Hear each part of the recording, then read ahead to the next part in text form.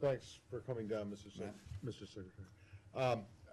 I'm just, you said you couldn't talk about specific details, but I'm wondering, you did thank the government of Qatar, and I'm wondering, since you were there,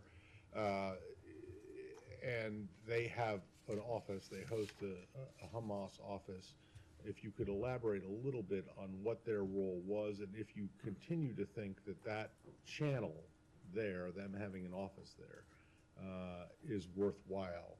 And then secondly, a lot has been made by you, by the president, by other officials about how it is important for Israel once, if and when it begins a ground incursion into Gaza, for it to respect the rules of war international.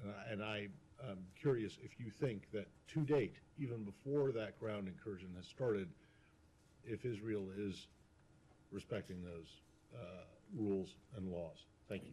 Matt, thanks for the questions. You'll understand that because this is an ongoing effort to get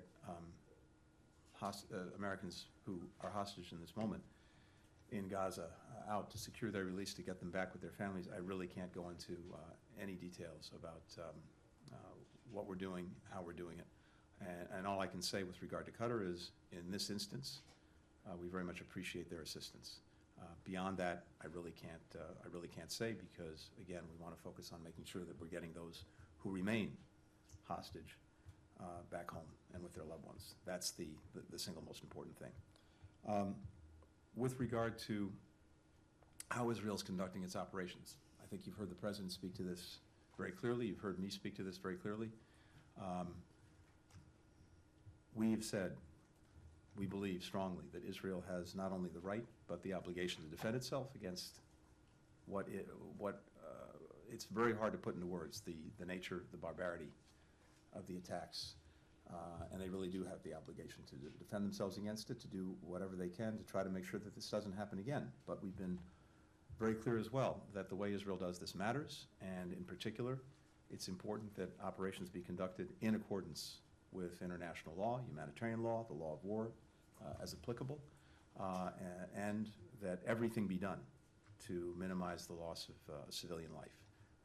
And we continue to focus on that, just as we're also focusing on getting assistance into people in Gaza who need it. There will be plenty of time to make assessments about how these operations were conducted, but I can just say for the part of the United States that this continues to be important to us.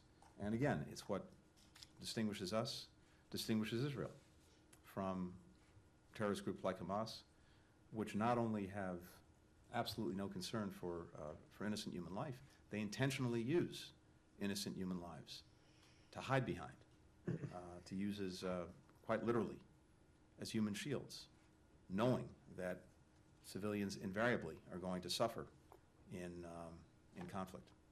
Thanks.